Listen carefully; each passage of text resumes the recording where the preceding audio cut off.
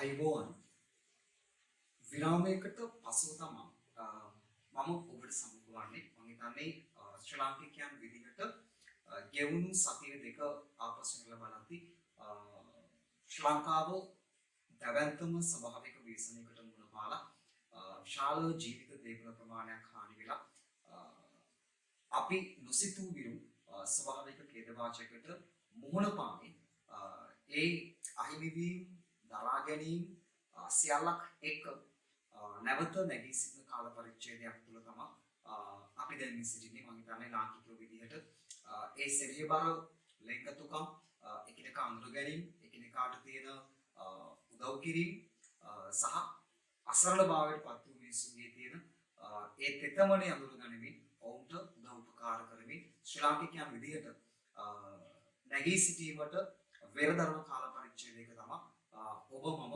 මේ ගත කරන්නේ.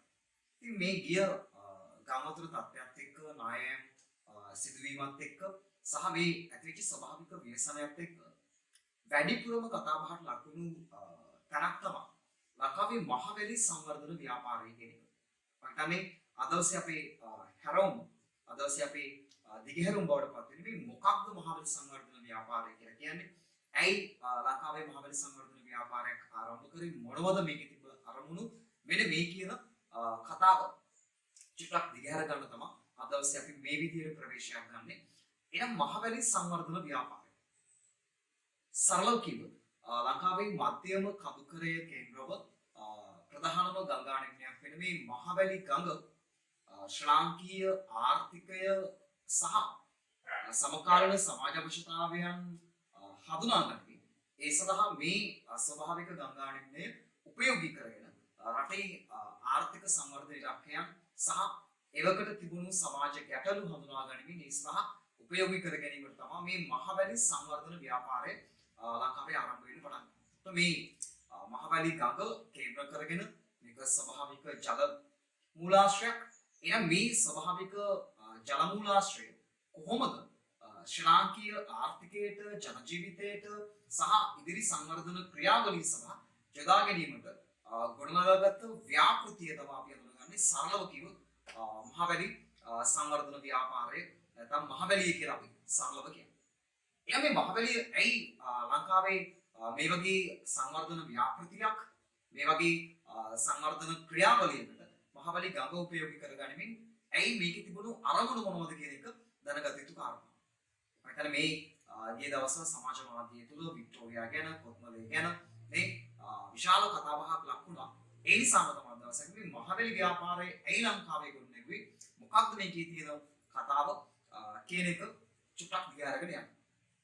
සැබවින්ම මහවැලි ව්‍යාපාරය අපි කියන බහුකාර්ය සංවර්ධන යෝජනා ක්‍රමයක් කියලා.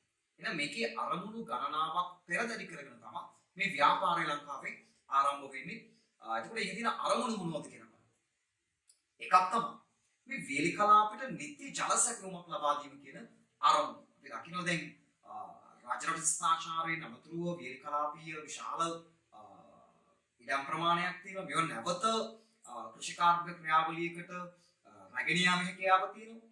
ඒ නිසා ඒ වේලි කලාපීය ප්‍රදේශයන් නැවතවරක් මේ කෘෂිකාර්මික ක්‍රියාවලිය සඳහා බද්ධ කරගන්න මේ නිත්‍ය ජල සැපයුමක් ලබා දීමේ අරමුණු තිබිලා තියෙනවා මහවැලි සංවර්ධන ව්‍යාපාරය තුළ. අපි දකිනවා මහවැලි ඒ සිට H දක්වා වෙන්නු නැත්නම් ගොඩනැගුණු කලාප හඳුනා ගැනීම මේ ව්‍යාපෘතිය ක්‍රියාත්මක වෙනවා. ප්‍රධානම අරමුණක් වඩ පත් මේ වේලි කලාපීය ප්‍රදේශයන් කෙරෙහි නිත්‍ය ජල සැපයුමක් මේ හරහා ලබා දීමේ අරමුණ. මොකද අපි දකිනවා විශේෂම ජලාශය සහ මේ ආශකවල වාරේ ව්‍යාපෘති ගොඩනැගිලා තියෙනවා. ඒ නිසා මේ වේලි කලාපය දක්වා නිත්‍ය ජල සැපයුමක් ලබා දීම. මේ නිත්‍ය ජල සැපයුම ලබා දීමත් එක්ක ඊළඟ අරමුණක් බවට පත් වෙනවා තියෙනවා ලංකාවේ ආහාර නිෂ්පාදනය බලගැන්වීම. නැත්නම් අපි කියන මේ කෘෂිකාර්මික ක්‍රියාවලිය බලගැන්වීම මේ මහවැලි ව්‍යාපාරික අරමුණක් බවට පත් වෙනවා. මොකද අපි දකිනවා අපේ රට නේ බත බුලතින් සපිරුණු රටක්. එතකොට මේ ආහාර නිෂ්පාදනය වේගවත් කළ යුතුයි. ජනගහන වර්ධනයේ වේගයෙන් වැඩි වෙනවා. එහෙනම් මේ මහවැලි ව්‍යාපාරයේ තව එක අරමුණක් බවටපත් වෙලා තියෙනවා. මේ කෘෂිකාර්මික සංවර්ධනයට මේ වේලි කලාපයේ තිබුණු භූමිය නැවත කෘෂිකාර්මික සංවර්ධන ක්‍රියාවලිය සඳහා ගොඩනගාගන්නේ කෙසේද? නැත්නම් මේ කියන ආහාර නිෂ්පාදනයේ රටක් විදියට වේගවත් කර ගැනීම අරමුණ එක අරමුණක් වඩපත් වෙන මේ මහවැලි ව්‍යාපාරය තුළ. තව පැත්තකින් ගත්තහම මොකද මහවැලි ව්‍යාපාරයේ ආරම්භය අපි ගත්තොත් 1970 සහ ඊට ආසන්න කාල පරිච්ඡේදයක මේ ව්‍යාපාරය ආරම්භ වෙන්න පටන් ගන්නවා. එහෙනම් ඒ කාලෙදිදී ලංකාවේ තිබුණු ගැටලුවක් නැත්නම් ලංකාවේ තිබුණු සුවිශේෂම දෙයක් තමයි විදුලි උත්පාදනය කියන එක.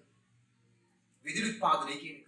එසා මේ ලංකාව තුළ ජල විදුලි උත්පාදනය කිරීම නැත්නම් මේ ජාතික පද්ධතිය කෙරෙහි මේ ජලාශාසිතව බලාගාර නිර්මාණය කරනවා. ලංකාවේ විදුලි උත්පාදනය කිරීම කියන එක විශේෂයෙන්ම ජල විදුලි උත්පාදනය සඳහා මේ මහවැලි ව්‍යාපාරය උපයෝග වෙලා තියෙන මේ ජලාශ පදනම් කරගෙන. තවත් ගියපුවම දැන් අපිට මේ හම්බෙන ආසන්න මාතෘකාව වලට පත් වෙන මේ ගම්වතුර පාලනය කිරීම කියන කතාව. එහෙනම් මහවැලි ව්‍යාපාරයේ තියෙන තවත් අරමුණක් වලට පත් වෙලා තියෙන මේ ගම්වතුර පාලනය කරන්නේ කොහොමද? විශේෂයෙන්ම දැන් මධ්‍යම කඳුකරයට ඇදහෙලෙන විශාල වර්ෂාපතනය ඒ මධ්‍යම කඳුකරයෙන් බැහැරව කොහොමද ලංකාවේ අනෙක් ප්‍රදේශයන් කෙරෙහි නැත්නම් අපි කියන මේ මධ්‍යම කඳුකරයට ඇතිවිය හැකි ගම්වතුර තර්ජනය අවම කරමින් කොහොමද මේක කළමනාකරණය කියන ගැටලුවට අන්න මහවැලි ව්‍යාපාරික අරමුණක් බවට පත් වෙලා තියෙනවා ගම්වතුර පාලනය. මම හිතන්නේ අපි මේ ගෙවුණු සතිය තුළ අපි දැක්ක ලංකාවේ මධ්‍යම කඳුකරේ නැත්නම් මහවැලිය තමාගේ සීමාවන් ඉක්මවමින් මේ ජන ජීවිතය කෙරෙහි විශාල බලපෑමක් සිදු කරලා තියෙනවා. නමුත් මේ ජලාශ ව්‍යාපෘතිය හරහා ඒ තිබූ විනාශය යම් දෙකින් අවම කරගැනීමේ ක්‍රියාවක් තියෙනවා. මොකද වික්ටෝරියා වගේ දැවැන්ත වාරි ව්‍යාපෘති ඒ දරා ගැනීම සිටියාගේ කාරණාව. ඒ නිසා මේ රට අභ්‍යන්තරයට සිදුවන ගම්වතුර තර්ජනයක් අවම කරගැනීමේ අරමුණක් මේක ඇතුළේ තිබිලා තියෙනවා. තව පැත්තෙන් ගත්තාම මහවැලි ව්‍යාපාරයේ තව එක අරමුණක් වඩපත් වෙනවා මේ රැකියා අවස්ථාවන් උත්පාදනය කිරීම කියන එක. එකක් තමයි කෘෂිකාර්මික ප්‍රදේශය ඇතුළේ විශාල ගොවි බලකායක් නිර්මාණය වන අතර අනිත් පැත්තේ මේ ජලාශාශ්‍රිතව මත්ස්‍ය කර්මාන්තයේ දීව්‍ර ප්‍රජාවක් බලගැනීමේ ක්‍රියාව තියෙනවා. ඒ නිසා වක්‍රාකාරයෙන් රැකියා උත්පාදනය කිරීම කියන එකත් මේ මහවැලි ව්‍යාපාරයේ අරමුණක් බවට පත් වෙනවා. අනිත් පැත්තෙන් ගත්තාම මේකේ තවත් වැදගත් අරමුණක් බවට පත් වෙනවා. අපි දකිනවා තෙත් කලාපීය ප්‍රදේශයන් තුළ වැඩි ජනතද බදයක් තියෙනවා. එයාගේ ජනතද බදය අවම කරගන්නේ එක් විටක මේ නව ජනාවාස ව්‍යාප්තියක් ගොඩනැගීම විශේෂයෙන්ම මම කියුවේ දැන් අර මහවැලි A සිට H දක්වා තියෙන මේ කලාප කේන්ද්‍රවල නව ජනතාව පදිංචි කරමින් ඔවුන්ගේ ජන ජීවිතයේ නගා සිටීම සඳහා කටයුතු කරලා තියෙනවා. එතකොට ග්‍රාම නිර්මාණය කිරීම, නගර නිර්මාණය කිරීම, ඒ ආශ්‍රිත පාසල් සහ නිකුත් භෞතික සම්පත් විශේෂයෙන් ගත්තාම රෝහල්, බැංකු මෙන්න මේ වගේ විශාල ප්‍රමාණයක් නව ජනාවාස ව්‍යාප්තිය කිරීම මේ මහවැලි සංවර්ධන ව්‍යාපාරයේ අරමුණු බවට පත් වෙනවා. ඒ නිසා තමයි මේක මේ බහුකාර්ය සංවර්ධන යෝජනා ක්‍රමයක් විදිහට ලංකාවේ ආරම්භ වෙන්නේ. එහෙනම් මේ අරමුණු සාධනය කිරීමෙන් මේ ව්‍යාපාරය ආරම්භ වෙන්නේ කොහොමද? මහවැලි සංවර්ධන ව්‍යාපාරයේ ආරම්භකම සංස්ථානයේ බවට පත් වෙන්නේ පොල්ගොල්ල වේල නිර්මාණය කිරීම.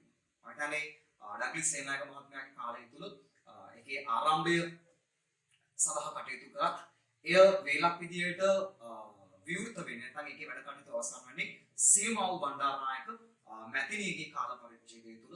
එනම් මහවැලි සංවර්ධන ව්‍යාපාරයේ ආරම්භකම සංස්ථානයේ බවට පත් වෙන්නේ පොල්ගොල්ල වේල නිර්මාණය කිරීම.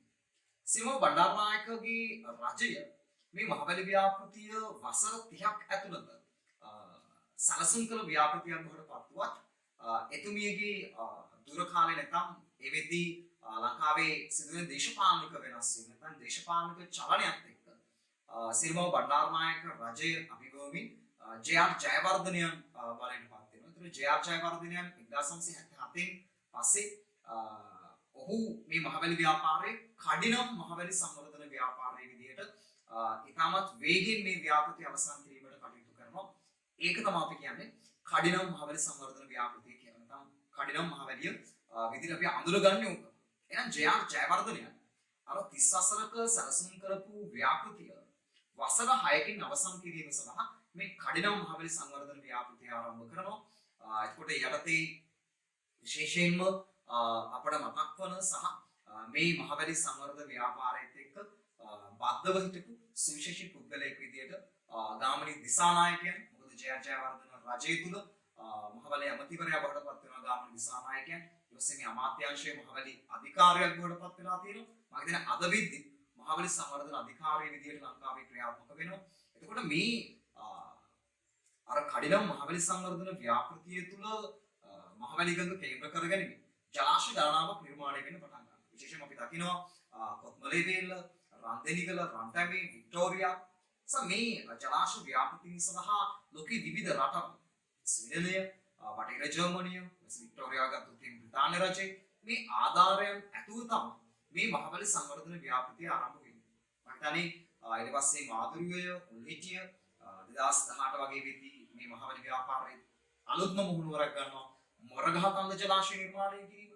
ඒ නිසා මේ මධ්‍යම කඳුකරයේ තිබුණු ස්වභාවික ජල ප්‍රභවය උපයෝග කරගෙන විවිධ අරමුණු පෙරදරි කරගෙන මම හිතන්නේ අද වෙද්දී මහවැලි ව්‍යාපාරය සම්බන්ධව විවිධ මතවාදයන් තියෙනවා. මේක සාර්ථක ව්‍යාපාරයක්ද මේක අසාර්ථක ව්‍යාපාරයක්ද කියන කතාව.